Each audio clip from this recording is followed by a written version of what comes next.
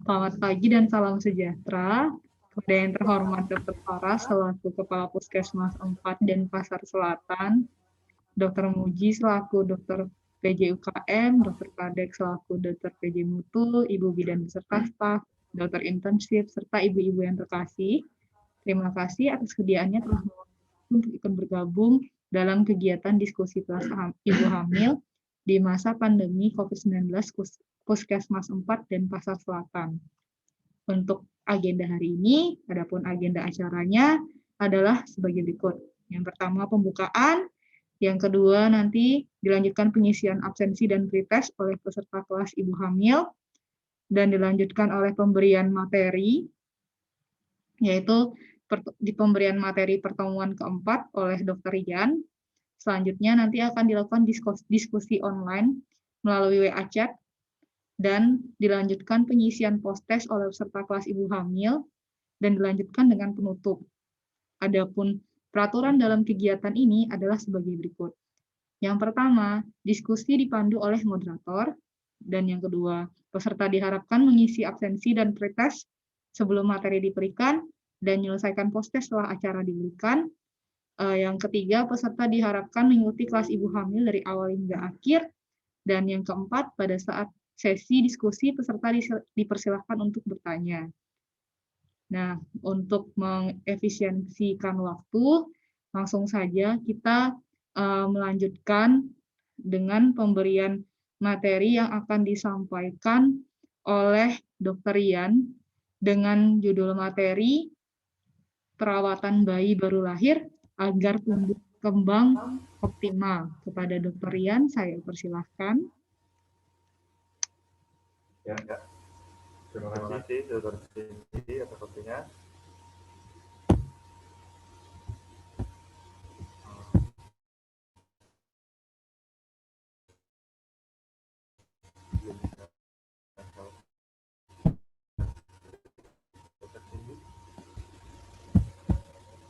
Perkenalkan saya Dr. Ibu Triana Mahendra dari Dr. Rian. Kali ini saya akan membawakan materi yaitu perawatan bayi baru lahir agar tumbuh kembangnya optimal.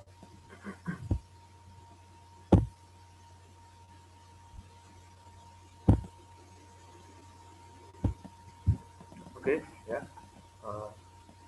Sebelumnya saya ucapkan Om Swastiastu. Selamat pagi pada ibu-ibu sekalian. Salam sejahtera untuk kita semua. Semoga dalam keadaan sehat selamat selalu di situasi pandemi COVID ini. Ya, untuk perawatan bayi baru lahir agar tumbuh kembang optimal, apa yang perlu dilakukan? Nah, ini yang pertama, buat yang ibu yang masih belum tahu ini, pada saat pertama bayi dilahirkan, jika bayi bugar dan tidak memerlukan perawatan khusus, maka seluruh bayi akan dikeringkan dan juga jalan napasnya akan dibersihkan. Kemudian setelah itu bayi akan ditempatkan di atas dada dan perut ibu untuk dilakukan inisiasi menyusui dini.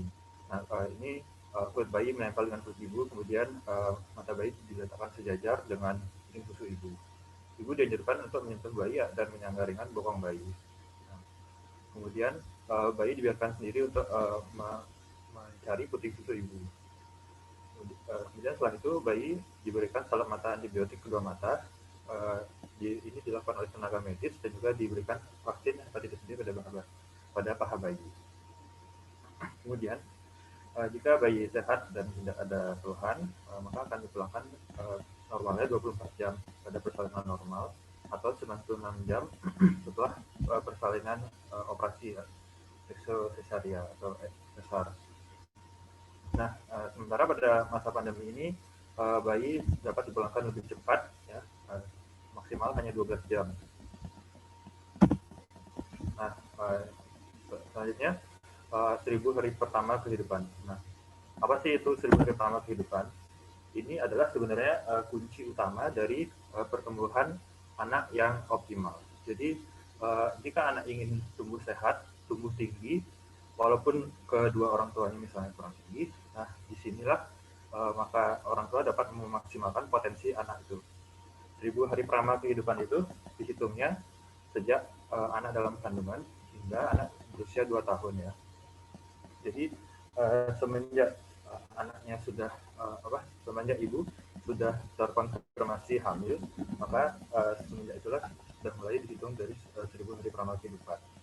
Disebut juga sebagai periode emas ya, karena pada periode ini pertumbuhan otak anak itu sangat pesat, yang mendukung seluruh proses pertumbuhan anak dengan sempurna. Apa yang perlu dilakukan pada periode ini? Yang pastinya adalah harus didukung dengan gizi yang optimal. Karena pada 1000 hari pertama kehidupan ini dengan gizi optimal, anak bisa meraih potensi maksimalnya. Misalnya anak bisa punya potensi jadi tingginya misalnya 180 cm. Jika pada 1000 hari pertama kehidupan ini tidak optimal gizinya, maka tidak akan tercapai tinggi anak yang segitu. Apa yang terjadi jika kurang gizi pada 1000 hari pertama ini, yaitu perkembangan otak anak bisa terhambat, bisa kurang cerdas, kemudian bisa jadi pendek, kemudian bisa jadi lemah, mudah sakit, dan juga sulit mengikuti pelajaran. Nah, adapun kebutuhan gizi yang perlu dipenuhi adalah yang pertama sejak ibu hamil, yaitu caranya dengan makan lebih banyak, seperti 2 porsi, dengan lauk yang bervariasi dan juga terjaga. Ya, ada sayur-sayuran, buah-buahan, kemudian daging dan juga protein yang diperlukan. Kemudian pastinya ibu tidak boleh merokok, tidak boleh minum minuman beralkohol. Kemudian sebisa mungkin kurangi makanan-makanan instan ya, yang banyak pengawet. Ya, kalau kadang-kadang ya nggak apa sih, tapi lebih baik dikurangi. Nah, ini 2 tahun pertama ini merupakan masa perkembangan otak anak ya. Ini pada jelang lahir ini adalah sel-sel otak anak. Pada menjelang lahir anak masih sedikit, kemudian makin lama makin bertambah sampai 2 tahun puncaknya. Apalagi yang bisa dilakukan ibu yaitu adalah mengikuti kelas ibu hamil, kemudian lakukan IMD atau inisiasi menyusui dini, kemudian dapat diberikan ASI eksklusif mulai dari bayi sampai dengan usia 6 bulan. Kemudian setelah usia 6 bulan sampai dengan 2 tahun diberikan pendamping ASI, yaitu atau MPASI, makanan pendamping ASI. Dan juga diberikan multivitamin, dan juga mengikuti jadwal alimentasi lengkap, dan cuci tangan pakai sabun.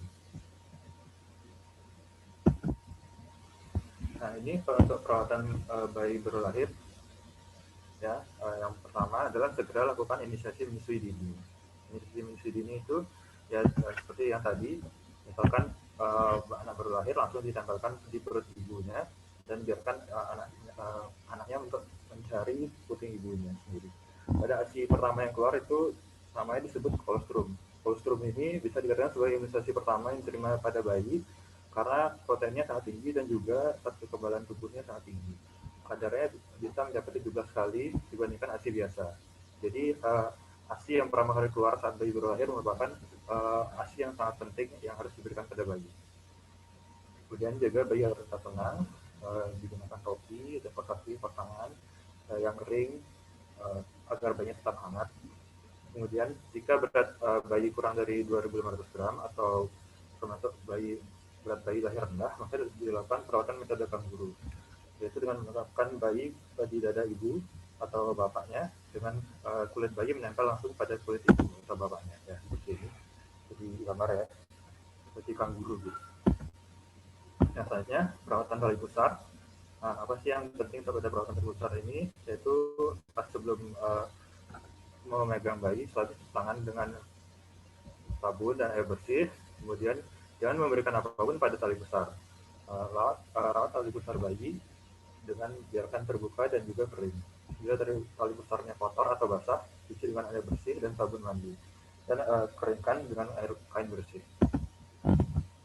Nah, ini gizi pada anak yang merupakan sarana penting untuk mencapai normal dan juga sehat. Kita bahas dari per umur anak itu sendiri ya, mulai dari umur 0 sampai 6 bulan. Gizi pada anak bayi umur 0 sampai 6 bulan cukup hanya diberikan dengan ASI saja. Kenapa? Karena perut bayi lambungnya masih kecil, jadi ASI saja sudah cukup untuk memenuhi kebutuhan gizinya. Nah, makanya ini dikatakan sebagai ASI eksklusif, yaitu pemberian ASI dengan pada bayi sejak usia 0 sampai 6 bulan tanpa pemberian makanan atau minuman apapun, termasuk juga air.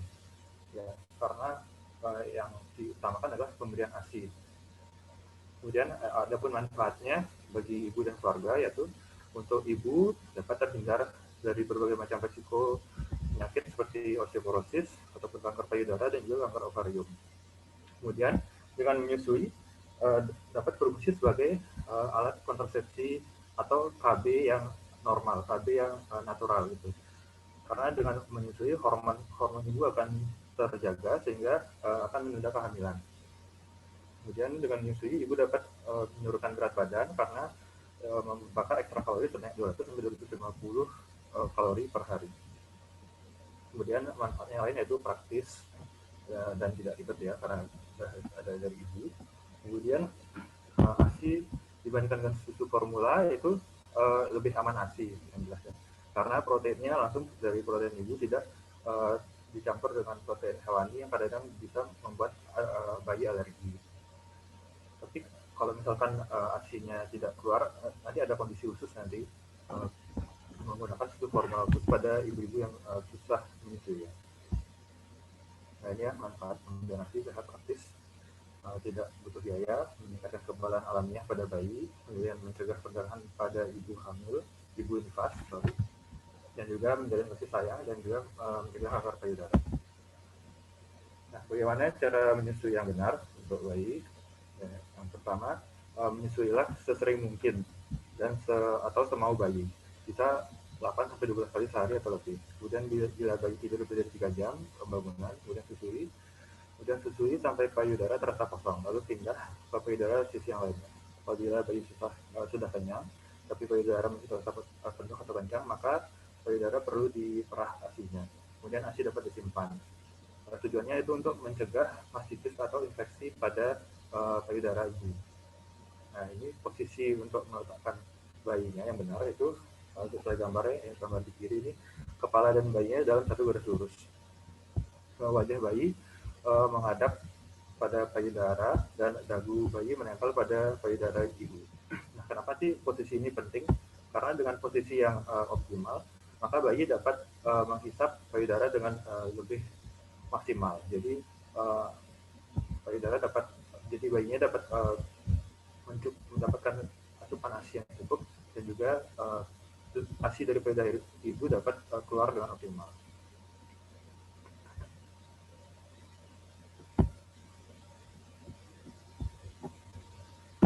Ya, ini kemudian selanjutnya cara memerah ASI dan menyimpan ASI ya. Ini ada di buku KIA, gambar-gambar yang saya ambil ini ada di buku Pink. Jika ibu ada waktu luang, maka jangan lupa untuk selalu dibaca ya buku Pinknya karena semuanya sudah lengkap di sana. Ini cara memerah ASI yang tradisional ya, dapat dilakukan pemerahan sendiri dengan kemudian ditampung di gelas, kemudian dapat disimpan di kulkas. Kemudian jika ingin diberikan lagi, maka dapat dihangatkan atau dapat juga digunakan dengan alat pemerah ASI. Dan seperti ini. Nah ini ASI yang ditaruh di kulkas dengan suhu kurang dari 4 derajat Celcius dapat bertahan kira-kira 2-3 hari ya. Kalau di freezer dengan suhu di bawah 0 bisa bertahan sampai 2 minggu. Kemudian ini adalah kondisi pemberian ASI pada ibu dengan COVID positif. Ya, amit-amit. Semoga tidak ada ibu yang positif COVID di sini saat menyusui. Tapi kalau ada, maka pemberiannya akan dilakukan seperti ini ya. Jika hasil ibu positif, tapi ibu terlalu sakit atau tidak mampu menyusui, maka bayi dapat diberikan donor ASI yang aman untuk bayi.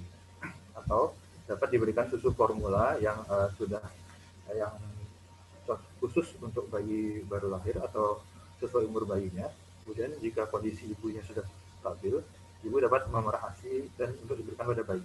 Tentunya dengan menggunakan masker dan cuci tangan sebelum melakukan pemerahan ASI. Kemudian jika hasil tes ibunya positif dan tetap ingin menyusui, maka ibu dapat menggunakan masker dan cuci tangan sebelum menyusui. Kemudian jika ibu positif COVID tetapi tidak ingin menyusui, maka ibu dapat memompa ASI-nya sendiri dengan memperhatikan protokol kesehatan, yaitu selalu mencuci tangan sebelum menyentuh botol atau sebelum memerah ASI, kemudian menggunakan masker saat memerah ASI. Nah, ini bagaimana jika ASI macet atau keluarnya sedikit? Yang pertama adalah tetap menyusui sesering mungkin, karena dengan menyusui sesering mungkin produksi hormon ibu akan dirangsang sehingga ASI akan terus diproduksi. Yang kedua itu perhatikan posisi bayi agar posisi perlekatan mulut bayinya lebih baik, sehingga dengan posisi bayi yang lebih baik dapat menghisap ASI dengan lebih maksimal seperti yang saya jelaskan tadi ya. Kemudian jika payudara terasa penuh, lakukan pompa ASI. Kemudian pola hidup yang sehat, banyak minum air, banyak makan sayuran hijau, gandum, bawang putih, dan kacang-kacangan. Dan juga yang paling penting adalah hindari stres. Karena dari ibu yang pernah saya tanya langsung pada ibu menyusui, yang paling mempengaruhi menurut dia adalah saat kondisi stres.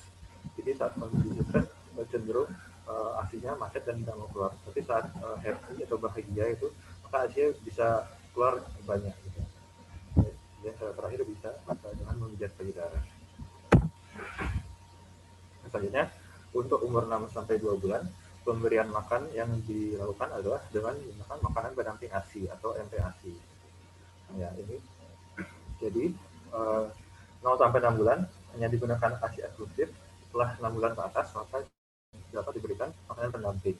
Ini contoh cara pemberiannya, yaitu yang pertama, pastikan bayi tetap mendapatkan ASI sesering mungkin, kemudian dapat diberikan selingan makanan pendamping ASI seperti bubur tepung beras dan juga pisang yang dilemakkan. Nah, ini adapun jumlah frekuensi makannya itu pada bayi 6 bulan 2 kali makanan dengan porsi 6 sendok makan peras. 6 sendok makan peras itu maksudnya 6 sendok penuh ya. Penuh sampai di pinggir-pinggir sendoknya. Kemudian untuk usia 7 bulan sampai 9 bulan bisa 3 kali makan sehari dengan porsi makan yang terus meningkat setiap bulan. Nah, ini usia 9-11 bulan. Pertama tetap diberikan ASI sering mungkin, kemudian setelah itu diberikan MPASI yang lebih padat dari sebelumnya, seperti bubur, nasi tim, kemudian untuk selingan dapat diberikan biskuit bayi dan buah. Untuk jumlah makannya sudah sampai 3 kali sehari dengan porsi makan 9 sendok makan setiap kali makan, kemudian dengan selingan 2 kali makanan selingan setiap harinya. Kemudian pada bayi usia 12-24 bulan, anak sudah bisa diberikan makanan keluarga secara bertahap. Ya. Makanannya bisa 3 kali sehari dengan porsinya sepertiga sampai setengah porsi dewasa. Terdiri dari nasi, lauk, sayur dan buah. Kemudian juga dapat diberikan makan selingan penuh gizi 2 kali sehari, seperti kue, biskuit, jus, buah atau buah-buahan ya, atau puding gitu ya. Nah, tapi yang perlu diperhatikan jangan terlalu banyak yang pengawet, jangan terlalu banyak yang makanan yang terlalu manis ya. Kemudian ini cara pemberian MPASI. Nah, ini contohnya makanan pokok seperti nasi, ubi atau sagu. Kemudian MPASI ini terdiri dari makanan pokok seperti nasi, ubi atau sagu, kemudian terdiri dari lauk hewani seperti ikan yang di blender nanti dihancurkan biar halus. Kemudian dapat terdiri dari lauk nabati, sayur dan buah-buahan. Kemudian dapat diberikan makanan selingan 2 kali sehari ya, seperti pisang hijau, pisang, biskuit dan lain. Nah, penting juga saat diberikan MPASI ini, anak diajarkan untuk makan sendiri dengan sendok, kemudian juga minum sendiri dengan gelas. Apakah MPASI yang baik? Pastinya MPASI yang baik itu adalah yang mengandung padat energi, protein dan zat mikro seperti zat besi, zinc, kalsium, multivitamin dan juga asam folat. Tidak berbumbu terlalu tajam, kemudian tidak menggunakan gula atau garam, penjaga rasa, pewarna dan pengawet. Kemudian mudah ditelan dan disukai anak. Dan juga tersedia lokal dan harga terjangkau. ya yang dianjurkan seperti daging sapi, ikan segar, kemudian direbus sedikit air di blender, kemudian ditambahkan ke bubur tepung. Yang kurang dianjurkan seperti makanan yang mengandung protein gluten yang tinggi seperti tepung terigu yang terlalu banyak mungkin. Terus kemudian biji gandum, kemudian yang mengandung gula, garam, ya, makanan yang terlalu pedas dan terlalu asam, atau buah-buahan yang mengandung gas seperti durian, cempedak, kol, kelapa itu kurang dianjurkan pada bayi. Kemudian pemberian makan anak umur 1-6 tahun, ya pada umur 1-6 tahun anak pastinya sudah bisa makan makanan keluarga, lebih bisa, maka disesuaikan dengan porsi dan juga kemauan makan anak ya. Untuk makannya dapat makan keluarga ataupun makanan yang dicincang atau dihaluskan, dan juga jika masih mau menyusui maka boleh tetap diberikan asinya. Kemudian berapa kali sehari itu makan saja 3-4 kali sehari, kemudian makan asinya 1-2 kali, kemudian dan terus diberikan pemberian asi. Dan berapa banyak setiap kali makan, yaitu 3/4 sampai 1 mangkok ukuran 250 ml. Dan juga kalau bisa isinya bervariasi seperti 1 potong ikan atau daging atau ayam, kemudian 1 potong tempe atau tahu atau kacang-kacangan, 1/4 gelas sayur, 1 potong buah, dan juga setengah gelas bubur atau 1 potong kue atau 1 potong buah. Ini pada umur 1-2 tahun ya. Kemudian untuk di atas 2 tahun, lanjutkan pemberian makan sesuai dengan makanan keluarga. Kemudian tambahkan porsinya menjadi 1 piring, kemudian beri makan selingan 2 kali sehari, ya masih sama juga, bisa 2-2 kali sehari. Kemudian dan berikan makanan manis sebelum waktu makan, sebab makanan manis itu seringkali dapat menyebabkan mengurangi nafsu makan. Nah, selain gizi, penting juga untuk memperhatikan stimulasi dan juga perkembangan pada anak. Stimulasi pada bayi umur 0-3 bulan ini dapat dilakukan dengan cara sering memeluk dan menimang bayi dan berkasih sayang, kemudian dapat digantungkan benda berwarna cerah yang bergerak di atasnya yang bisa dilihat bayi. Kemudian pastikan untuk tetap menatap mata bayi dan sering ajak bicara. Kemudian dapat diperdengarkan musik dan suara kepada bayi. Nah, ini jika pada bayi umur 1 bulan, nah ini ada siklus-siklusnya. Ini siklusnya ada di buku PINK juga, buku yang diberikan ibu-ibu pada proses kontrol kehamilan itu ya. Di buku PINK ini ada siklusnya, sebelum 1 bulan bisa menatap ke ibu, bisa melakukan suara oo, yang oo itu, terus tersenyum, kemudian bisa merangkak tangan dan kaki. Ini jika siklus-siklusnya ini, jika salah satu siklus ini tidak ada yang bisa dilakukan oleh bayi, maka perlu untuk dibawa ke fasilitas kesehatan ya, atau ke dokter spesialis anak, karena ada kemungkinan keterlambatan perkembangan. Itu minimal jika tidak ada satu siklus yang bisa tercapai. Kemudian bayi umur 3-6 bulan, stimulasi yang dapat diberikan yaitu sering telungkupkan bayi, gerakan bayi ke kiri dan ke kanan, kemudian perdengakan bunyi-bunyian, beri dengan benda yang besar dan berwarna. Nah, ini pada bayi 6 bulan, normalnya bayi bisa berbalik dari telungkup ke telentang, memperlahan posisi kepala tegak, meraih benda yang ada di dekatnya, menirukan bunyi, menggenggam mainan, dan tersenyum ketika melihat mainan atau gambarnya. Pada bayi umur 6-12 bulan, yang penting untuk dilakukan adalah sama sering ajak bermain, tetap ajak bayi duduk, karena 6 bulan mestinya sudah bisa duduk ya. Kemudian sudah belajar berjalan juga sampai usia 12 bulan. Kemudian latih mengucapkan mama atau papa gitu ya. Terus latihan ajak bicara.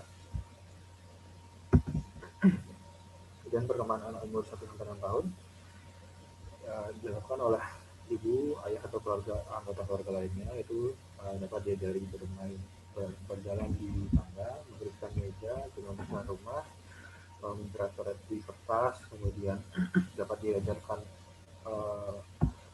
ajak bernyanyi, membacakan cerita untuk anak, ajak bermain dengan teman yang seumuran kalau bisa. Kemudian berikan pujian kalau ia berhasil melakukan sesuatu, kemudian ajari anak untuk bergerak bebas dalam pengawasan ya. orang tua harus bisa membimbing agar anak mematuhi aturan permainan. Kemudian biasakan menggunakan perkataan yang sopan dan santun. Nah, pada umur 1 sampai 6 tahun ini juga penting untuk mengajak anak yang memainkan permainan yang mensimulasi fisik, motorik, dan juga kemampuan berpikir. Kemudian, nah ini pada zaman sekarang kan banyak yang menggunakan gadget pada anak. Nah, sebenarnya penggunaan gadget yang berlebihan pada anak itu cenderung tidak baik ya. Perhatikan hanya memilih konten yang cocok untuk anak dan batasi penggunaannya tidak lebih dari 1 jam sehari. Kemudian orang tua semestinya harus selalu mendampingi anak saat menggunakan gadget. Penggunaan gadget yang berlebihan ini bisa berdampak pada keterlambatan bicara anak, keterlambatan bahasa, dan kurang interaksi atau gampang marah atau tantrum, dan juga gangguan kognitif atau kurangnya kecerdasan. Kemudian simulasi anak umur 2 sampai 3 tahun ini ya, yang tadi bisa diajar bacakan cerita anak, kemudian ajari anak makan sendiri, kemudian bisa dibawa ke PAUD ya. Simulasi anak umur 3 sampai 5 tahun masih sama ya seperti tadi sudah saya jelaskan. Ini 5 sampai 6 tahun anak bisa mulai didapat untuk bermain sepeda, kemudian anak bisa diminta untuk menceritakan apa yang dilakukannya, kemudian diajari melempar dan menangkap bola, kemudian mengenal warna, mulai belajar membaca ya. Anak dapat membantu melakukan pekerjaan rumah seperti menyiapkan makanan atau membersihkan rumah, dan mengajari konsep waktu seperti tahun, bulan, hari, atau jam.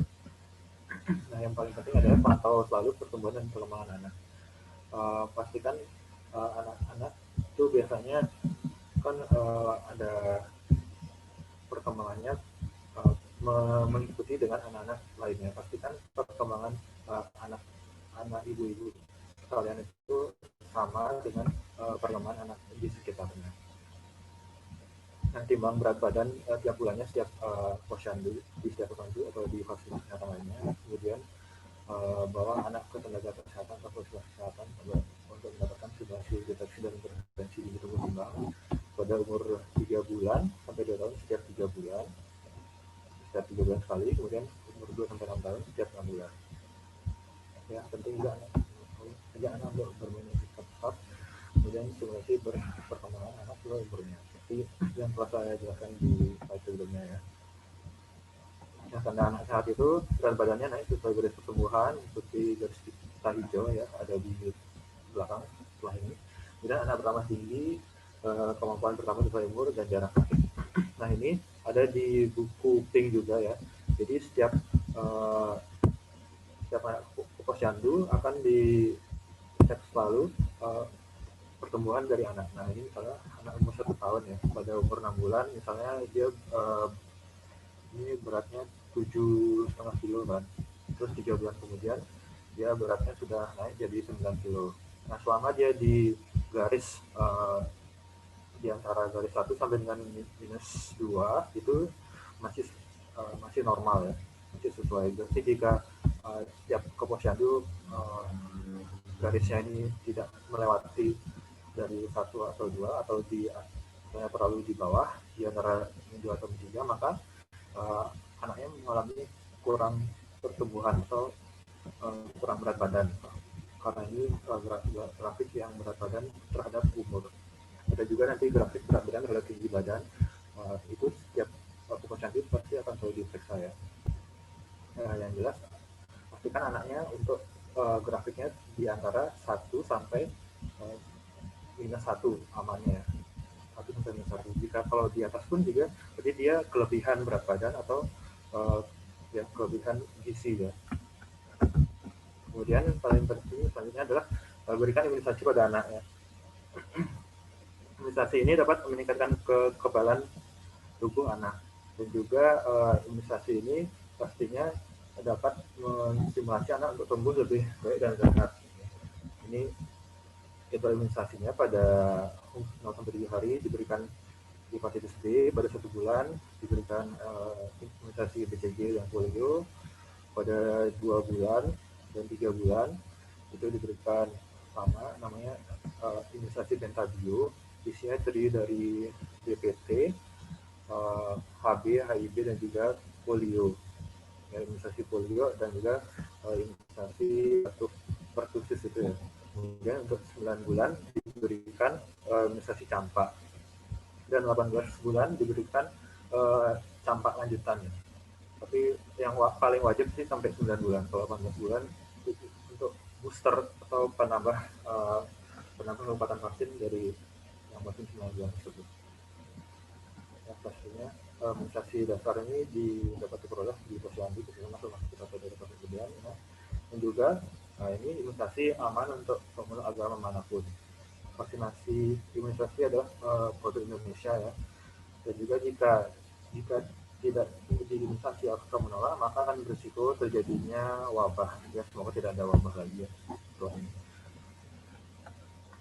Nah ini vaksinnya hepatitis B itu untuk mencegah hepatitis B atau kerusakan hati, kemudian BCG untuk mencegah TBC yang berat, vaksin polio untuk mencegah polio. Nah, ini sudah mulai terbukti ya dengan anak Indonesia yang sudah mulai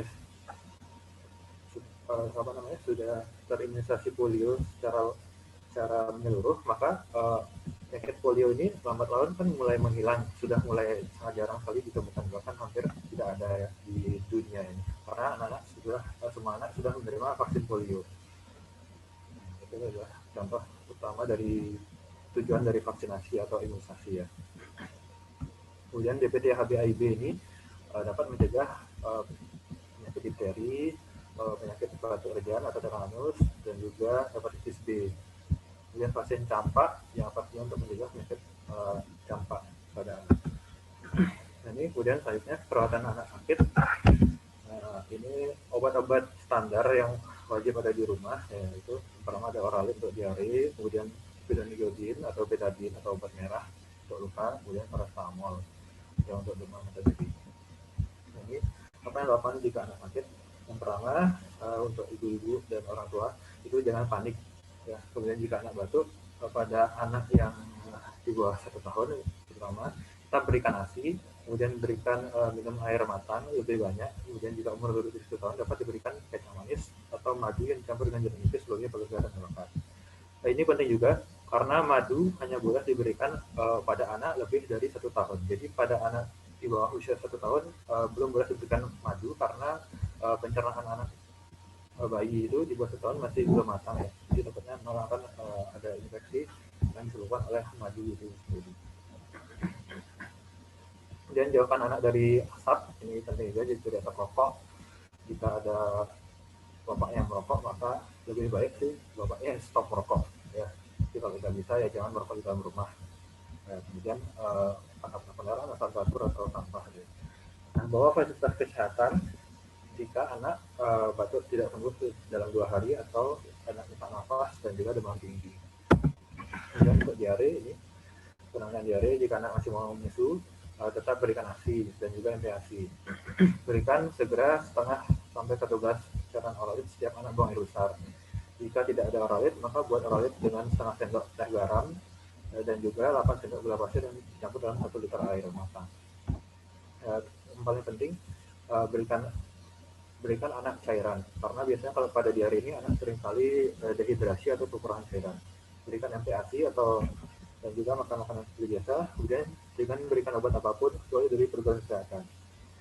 Nah, ini segera bawa anak ke fasilitas kesehatan jika ada salah satu dari gejala berikut ya, seperti timbul demam, ada darah pada tinja, diare yang parah, kemudian muntah terus-menerus, anaknya terlihat sangat haus, tidak mau makan dan minum, kemudian diare berulang-ulang.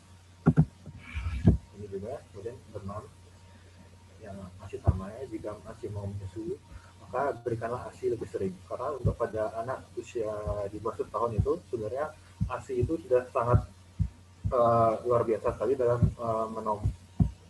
dalam menjaga imunitas dan juga kekebalan tubuh anak. Jadi harus diberikan ASI yang cukup untuk anak. Kemudian berikan minum lebih sering dan lebih banyak, dan jangan diselimuti atau diberikan lebih tebal.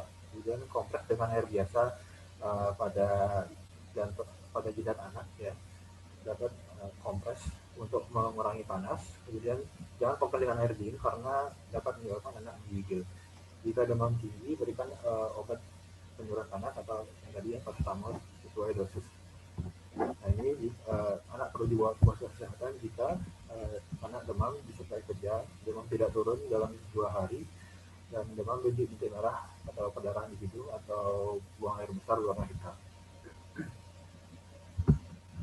Ini jika luka atau koreng, maka yang penting untuk dilakukan adalah lukanya perlu dibersihkan dulu dengan dicuci menggunakan air bersih dan mengalir. Kemudian jika koreng maka beritakan ke fasilitas kesehatan. Bawa ke fasilitas kesehatan jika lukanya terlalu lebar, kemudian jika bernanah ataupun bau.